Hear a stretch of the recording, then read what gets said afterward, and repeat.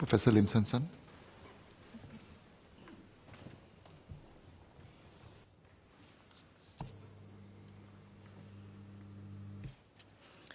Mr. Speaker, whereas your job is as old as the institution of Parliament itself, there are today many new jobs that 20 years ago were unheard of.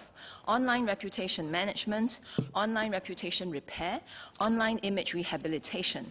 These are jobs that indicate the importance that companies and individuals attach to their online reputations today. The restoration of damaged online reputations has become a growing industry.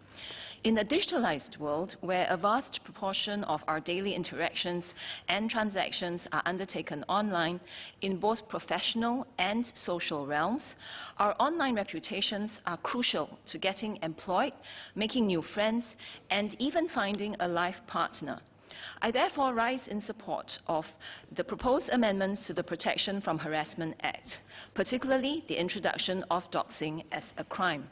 To date, doxing has adversely affected many individuals worldwide and in Singapore. Individuals who have been seen behaving in socially unacceptable or unlawful ways have been taken to task by online vigilantes. These vigilantes mount campaigns to uncover personal information of individuals, such as phone numbers, addresses, workplaces, and publish them online, thereby inviting possible harassment by the online masses. Victims of doxing have been known to receive verbal abuse and even death threats to themselves and their families. Under the amendments, doxing will attract stiff penalties, including fines of up to $5,000 and jail terms of up to 12 months that I believe will have significant deterrent effect. Indeed, there are many reasons why the criminalization of doxing is both crucial and timely. In the first instance, doxing, even when undertaken by seemingly well-intentioned online vigilantes, is often fraught with error. Online vigilantes have been praised for their heroism and for helping to bring criminals to justice. But their actions can also lead to the misidentification of individuals with harmful consequences, especially when these vigilantes rush to mete out justice. Using only partial information shared via social media, including grainy videos and blurry photographs, the chances of erroneous identification are high. In April 2017, when a video of a couple being rude to an elderly man in a Toa Payoh hawker center went viral, netizens were quick to act, but first identified the wrong man and woman. The wrongly identified woman recounted her ordeal in her Facebook post, calling it, I quote, an emotional period and scary moment, unquote.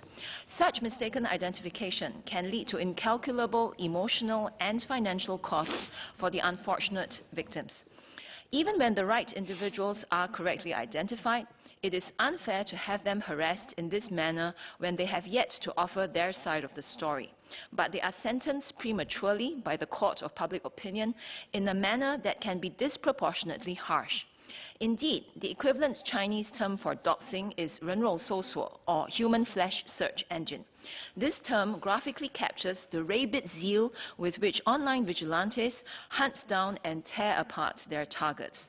Mobile phone shop owner Jover Chu may have been despicable in making his customer kneel and plead for a refund. However, when netizens published all the personal details of him and his wife, forcing them to go into hiding, their boorish behavior was just as questionable. In a society that is so connected, we cannot create a climate where online vigilantism is allowed to run riot and let the ferocity of the online mob inflict damage on individuals.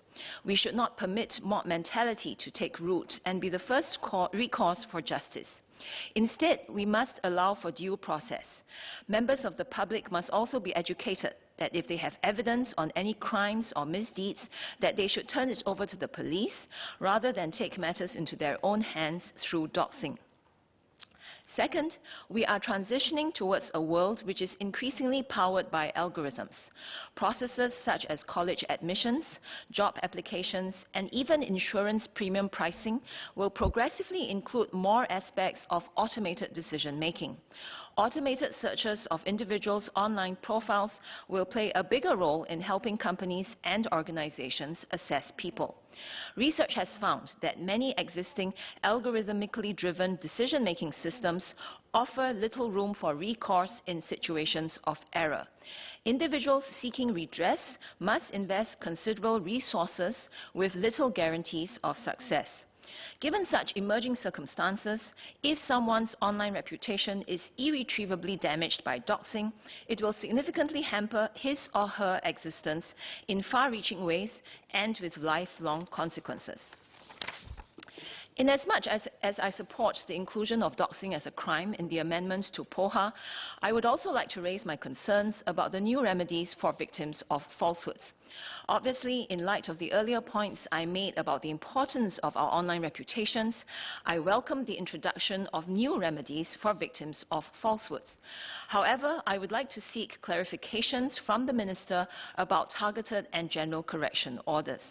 From the past records of the Ministry of Law, what is the estimated volume of online falsehood cases that could be brought before the courts by individuals and entities under POHA? How significant an administrative cost might this impose on internet intermediaries? And what impact will this new regulation have on Singapore's pro-innovation image? I look forward to hearing the Minister's clarifications.